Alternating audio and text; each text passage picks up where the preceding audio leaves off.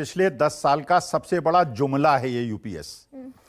और ये इतना बड़ा धोखा है, अभी शायद जब कर्मचारी यूनियंस को ये बात समझ में आएगी, इससे बड़ा जुमला आज तक नहीं है, सबसे बड़ा जुमला है ये। इसलिए क्योंकि अगर आज मेरी तनख्वाह 1 लाख रुपए है और उसका 10% मैं अपना कंट्रीब्यूशन देता हूं यूपीएस में, और 25 साल के बाद मुझे 10% पर मंथ देता हूं, और 25 साल के बाद मुझे एक सबसे बड़ी चीज फाइनेंस की होती है, पावर ऑफ कंपाउंडिंग।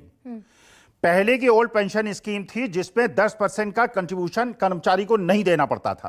अगर आज 25 साल तक मैं 10% का अपना बेसिक का कंट्रीब्यूशन देता रहूंगा, ये 18.5% का एक जुमला है। केंद्र सरकार को 1 रुपए नहीं देना पड़ेगा, क्योंकि सारा का सारा जो 10% पर मंथ का कंट्रीब्यूशन मैं अगले 40 साल तक करूंगा, और उसके बाद जो सरकार बेसिक का 50% मुझे देगी, सरकार केवल लूटेगी। और कर्मचारियों को जब बात पता चलेगी ये केवल एक लूट है और इतना बड़ा धोखा। और मुझे यह आश्चर्य हो रहा है, अगर वित्त सचिव को लगता है बहुत अच्छी स्कीम है, यूपीएस खुद अडॉप्ट कर लें, वो ओल्ड पेंशन स्कीम ना लें। और एक चीज गरिमा जी और समझ लीजिए, हिंदुस्तान के अंदर पिछले 10 साल के अंदर जो करप्शन बढ़ा है, उस करप्शन का मेन कारण यह है कि सरकारी अधिकारी ये समझते हैं कि पेंशन की सुविधा उनको नहीं मिलेगी और सामान्य जनता को घूस के माध्यम से लूट रहे हैं। ये एक प्रकार से, जो प्रोफेसर अखिल स्वामी जो आप लूट कह रहे हैं जिसको, क्या ये वो लूट है जो मेरी समझ में आया कि भाई 25 साल जिसने सर्विस पूरी कर ली उसको तो 10% कंट्रीब्यूशन का 50% पेंशन मिल गया,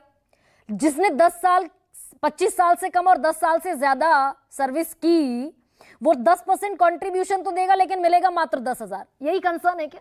गरिमा जी एक और चीज समझ लीजिए, ये तो भगवान की कृपा है कि ये सरकार कुछ दिन की है और ये चली जाएगी। अगर ये सरकार रही और सरकारी कर्मचारी को 20 साल पहले इतना परेशान कर देंगे, 19 साल के पहले, कि वो आदमी नौकरी छोड़ के चला जाएगा और 10,000 रुपए लेके घर चला जाएगा और उस 10% का अपना बेसिक कंट्रीब्यूशन देता रहेगा। ये सरकार केवल, ये अगर समझते हैं कि यूपीएस होना चाहिए तो मेंबर ऑफ पार्लियामेंट्स के लिए और एमएलएस के लिए यूपीएस क्यों नहीं होता है? वहां पे तो 5-5, 6-6 पेंशन लेंगे, 14 लाख करोड़ के पूंजीपतियों के ऋण माफ करेंगे, और सरकारी कर्मचारियों के लिए इतना ये बताया जा रहा है कि सरकारी कर्मचारी, अरे सरकारी कर्मचारी ही हैं आज जो मार्केट के अंदर परचेजिंग कर रहे हैं, क्योंकि जो सामान्य जनता है, जो हम जैसे लोग हैं, इनका पैसा ही नहीं है खरीदने के लिए। और ये बेवकूफ बनाया गया है। यूपीएस केवल धोखाधड़ी की स्कीम है और ये कल तक समझ में आ जाएगा। आप देखिएगा, अगर इन्होंने चुनाव के पहले ये स्कीम ला दी होती, 240 नहीं, इनको 40 सीटें मिली होती। अभी लोगों को समझ में नहीं आया है, खड़गे साहब को बात समझ में नहीं आई है। ये नया कानून केवल सरकारी कर्मचारियों को और देश को धोखा देने के लिए है। सरकार कर्मचारी पैसा देगा और वही पैसा 10% के हिसाब से उससे कम इनको देना पड़ेगा 20 साल के बाद, और 20 साल के पहले नौकरी निकाल देंगे उसको, जिससे उसको पेंशन ना मिले। तो फिर कांग्रेस इस पर क्यों गोलमोल ना घोषणा पत्र में ओपीएस लेकर आई? वित्त मंत्री साहब कहते हैं कि पेंशन स्कीम होनी चाहिए, ओपीएस होनी चाहिए, कोई एनपीएस नहीं, कोई यूपीएस नहीं, केवल ओपीएस। और सरकारी कर्मचारियों को घूस लेने के लिए प्रेरित कर रहे हैं आप। वो केवल घूस ले रहा है, इसीलिए हर जगह घूसखोरी बढ़ी हुई है, क्योंकि उन्हें लगता है पेंशन मिलने लगी तो पैसा इकट्ठा कर लो, ताकत है उनके पास। अरे उनको अगर आप एक एश्योरेंस देते हैं एक ईमानदार कर्मचारी को कि तुम्हें नौकरी के बाद पेंशन मिलेगी, वो बेईमानी शायद कम करे अगर उसे पता चलेगा कि उसको नहीं। और ये शेयर मार्केट उन्होंने बढ़ाया है, लेकिन न्यू पेंशन स्कीम में इन्होंने शेयर मार्केट को बढ़ाया है और एनपीएस को बंद करके, क्योंकि अप्रैल से इसलिए लागू कर रहे हैं तब तक सरकार चली जाएगी, और जिस दिन एनपीएस खत्म होगा उस दिन मार्केट 40% क्रैश करेगा, और तब कहेंगे देखिए हमारी सरकार चली गई इसलिए शेयर मार्केट क्रैश कर गया। एनपीएस के माध्यम से जो शेयर मार्केट में पैसा फूंका गया है उससे शेयर मार्केट बढ़ा है, क्योंकि कैश फ्लो मार्केट के अंदर बढ़ गया है। यह केवल एक धोखाधड़ी है और इसको कर्मचारियों को, देश की जनता को समझ लेना चाहिए। तो ये तो हुआ यूपीएस का और एनपीएस का खेल। लेकिन प्रोफेसर अखिल स्वामी, अगर देश का सबसे बड़ा bank RBI, reserve bank of India कहता है, अगर मुख्य आर्थिक सलाहकार कहते हैं, अगर हमारे फाइनेंस सेक्रेटरी जैसे बड़े ओहदे पर बैठे हुए सरकारी अधिकारी ये कह रहे हैं कि दिवालिया होने की कगार पर देश खड़ा होगा 2030 में अगर ओपीएस वापस लागू कर दिया। राज्य सरकारें ये लोक लुभावन वादा कर देती है, कर्जे में डूबी हुई है। जब इनको गरीबों को देने की पैसी बात आती है, जब किसानों को एमएसपी की गारंटी देने की बात आती है, इन अर्थशास्त्रियों को अर्थशास्त्र समझ में आता है। जब ये अग्निवीर स्कीम लाते हैं, गरीब लोगों को 4 साल के बाद नौकरी से निकालते हैं, तब इन्हें अर्थशास्त्र समझ में आता है। और अनिल अंबानी, जिसको सेबी ने 5 साल के लिए बैन किया है, जरा कोठी की फोटो खींच लीजिए, 15 मंजिला मकान है, करोड़पति अरबपति आदमी है और उसे आपने राफेल का एजेंट बनाया था। आप अमीरों के लिए आपको अर्थशास्त्र समझ में नहीं आता, गरीब और मध्यम वर्ग के लिए अर्थशास्त्र समझ में आता है। अभी तक तो पैसे की मार, आगे कर्ज लेकर ये घी पिएंगे तो नस्लें चुकाएंगी, चुकाती रह जाएंगी। कल सब ठीक ठाक हो गया, अब पैसे का इंतजाम हो गया है राजेश। हाँ, आप बीच में नहीं टोके, मैं आपको क्लैरिटी देता हूं इसमें। हाँ, प्लीज। क्योंकि सबसे बड़ी चीज है, अभी अगर हम मेरे पास पिछले 2 साल 3 साल का मैं रिटर्न देखूं तो 10.5 से 11.5% रिटर्न आ रहा है। ये पेंशन के जो अमाउंट इन्वेस्ट हुए हैं, ये एग्जैक्ट डाटा बताता है। और पेंशन का अमाउंट पहले इन्वेस्ट नहीं किया जाता था, अभी अमाउंट इन्वेस्ट किया जाता है। इस सरकार ने एक नई पहल करी कि ये सरकार, ये देश बढ़ रहा है, इसकी इकोनॉमी बढ़ रही है, आज यहाँ पे इन्वेस्टमेंट किसी भी जगह पे हम करेंगे तो रिटर्न आएगा। आज भी एनपीएस और यूपीएस दोनों को चालू किया और मैं आज आपको बताता हूँ, बहुत लोग आज एनपीएस में भी रहेंगे। उनको, जिसको देश की ग्रोथ स्टोरी के बारे में पता है कि 50% से ज्यादा रिटर्न मिलेगा और मिल रहा है, जो ऑलरेडी मिला है। तो 50% मिला है सर, 50% से ज्यादा अभी मिल रहा है। किसे मिला है सर? सारे किसको पेंशन मिली? जिसने मैं एक डाला है। देखिए, सर यही डाटा। एक मिनट राजेश, आंकड़ा दीजिए। हाँ, और मैं वक्त भी दूंगा और कल फिर कर लेंगे कार्यक्रम। मैं आपको आंकड़ा दे रहा हूं, 1 मिनट सुनिएगा। हमने बाकायदा, हम कोई भी बयान ऐसे ही नहीं देते। ठीक है। फील्ड रिपोर्ट कराई हमने उत्तर प्रदेश में, एक नहीं दर्जनों जगह हमारे 2 दर्जन से ज्यादा सहयोगी गए जी। मैं 3 उदाहरण आपको देता हूं जी। एक टीचर, अध्यापक जो प्रिंसिपल के तौर पर रिटायर किए, 84,000 रुपए उनकी आखिरी तनख्वाह थी, उनकी पेंशन बनी 1768 रुपए जी।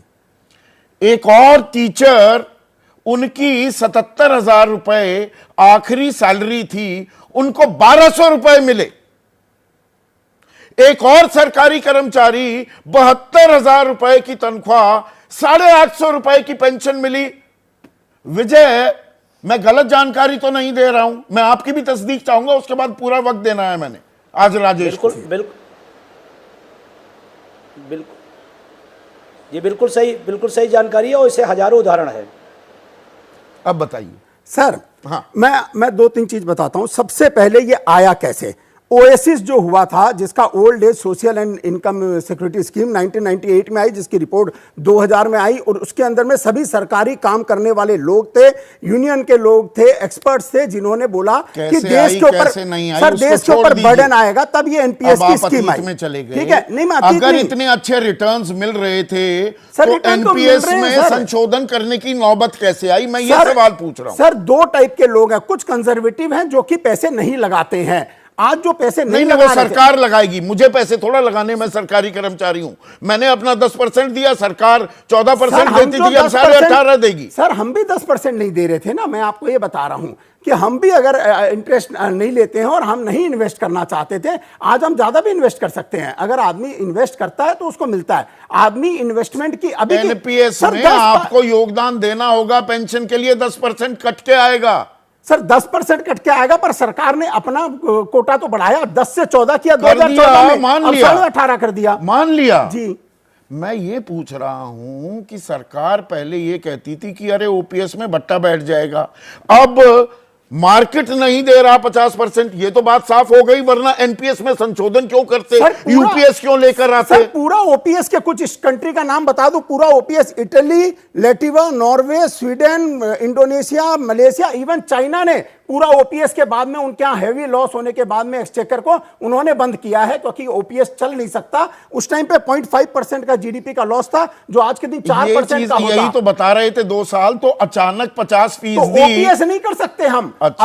अभी ये जो इन्वेस्टमेंट है, इससे लोगों को फायदा हो रहा है, और इस इन्वेस्टमेंट के साथ में ग्रोथ अभी इंडिया की है, और जो इंडिया की ग्रोथ स्टोरी पे भरोसा करता है, वो आज के दिन एनपीएस में रहेगा। उसको पता 50% से ज्यादा मुझे फायदा मिलेगा। मार्केट पे भरोसा नहीं ना सरकार को, तभी तो यूपीएस लेकर आई। सर, यूपीएस लाई जो लोग कंजर्वेटिव है उनके लिए, कि हर किसी को दो। अगर किसी कोई नहीं करना चाहेगा तो उसको हम दे रहे हैं। अगर आप नहीं इन्वेस्ट करना चाहते तो हम आपको दे रहे हैं। देखिए, लोग इन्वेस्ट गलत तरीके से पेश कर रहे हैं। वो सरकार करती है इन्वेस्ट, पीएफआरडीए में फंड जो क्रिएट किया है, वो करेंगे इन्वेस्ट। मैं थोड़ा इन्वेस्ट करूंगा कि जी इतना इक्विटी में डालिए मेरा पैसा और इतना यहां डालिए। सर सरकार इन्वेस्ट करती है, सरकार कर रही है ना। अब सरकार ये मान रही है कि हम 50% आपको आपकी बेसिक का पेंशन के तौर पर नहीं दे पाएंगे, इसीलिए तो गारंटी लेकर आई। गारंटी लाई है, एनपीएस में कोई गारंटी नहीं थी। सर आज के दिन लोगों को 50% से ऊपर की कमाई हो रही थी। जो आप डाटा दे रहे हो, कई ऐसे डाटा मैं कल आप कर लो, मैं आपको डाटा निकाल के दूंगा, 50% से ज्यादा का फायदा। ऐसा कहीं नहीं सर, हो रहा। ये आज आपको वादा करता हूं कि बहुत लोग एनपीएस में रहेंगे, क्योंकि 50% से ज्यादा लोगों को लाभ मिला है शेयर मार्केट से। 50% अगर आपकी बेसिक का 50% से ऊपर किसी को पेंशन मिली हो तो नीचे अनुज नीमरी नंबर फ्लैश करिए, अभी मांगिए उनसे जानकारी, अभी मांगिए और एक जानकारी नहीं मिलेगी, एक व्यक्ति नहीं मिलेगा। मैं गारंटी दे सकता हूं, ये एकदम गलत गारंटी दे रहे हैं, क्योंकि एनपीएस में लोग रहेंगे। मैं आज आपको वादा करता हूं 50% लोग एनपीएस में रहेंगे, क्योंकि उनको पता हमको 50% से ज्यादा मिलेगा। ये एक नंबर 1 चीज है। और दूसरी, कई कंट्री बंद करने के बाद में सर तीसरी चीज आप बताओ, अगर ये सरकार के ऊपर एक्सचेकर पे आएगा तो टैक्स बढ़ाएंगे ना। सरकार कहां से दे देगी? सरकार पैदा करेगी क्या? सरकार टैक्स में ले लेगी। मुझे लगा कि आप कहेंगे सरकार देखिए लोगों की भलाई के लिए सरकार पैसा खर्च करने को तैयार है। सरकार तो टैक्स से लाती है ना। हाँ। सरकार टैक्स बढ़ा देगी। आप ये चाहते हो कि सरकार टैक्स बढ़ाए? तो टैक्स बढ़ाएगी ना? नहीं बढ़ाएगी। अच्छा। अब नहीं बढ़ाएगी, क्योंकि ये